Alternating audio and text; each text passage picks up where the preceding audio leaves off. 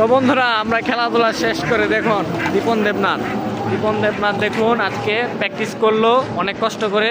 যাই হোক আমাদের সাথে পুরোহিত মশাই আছেন। পুরোহিত মশাই, আপনার আজকে এক্সপিরিয়েন্সটা কেমন আপনাদের আমরা শেয়ার করেন? এক্সপিরিয়েন্সটা অনেক ভালো। তিনি আজকে এসে খুবই ভালো পাসিং ড্রিবলিং করেছেন, আমি দেখে তো পুরো অবাক হয়ে গেছি। যাই হোক আজকে আমাদের ডে 30, দীপনের ডে কত আমি ঠিক জানি না, বাট আজকে খেলা ভালোই লাগছে। কিন্তু স্ট্যামিনার একটু বুস্ট করতে হবে আমাদের, নাকি?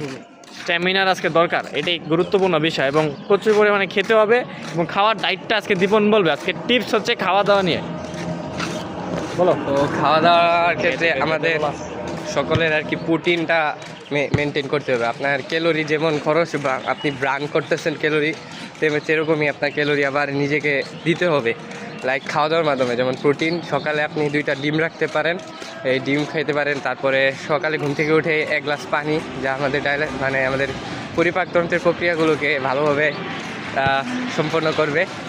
তো আর ডেলি 2টা ডিম মাস্ট, নাকি চিকন? আর ভাত যেমন আছে এমনই খান। আর আপনার রানিং করতে হবে, তো শরীর থেকে প্রচুর পরিমাণে ঘাম বের করতে হবে। চর্বি থাকলে এগুলো এক্সারসাইজের মাধ্যমে শেষ করতে হবে। তো এই ছিল আজকের টিপস। তো চিকন নেও তুমি শেষ করো। বন্ধুরা যাই হোক আজকে মূলত বেশি একটা টিপস দিলাম না, আজকে এই শুধুমাত্র এই আজকে খাওয়া দাওয়া নিয়ে টিপস।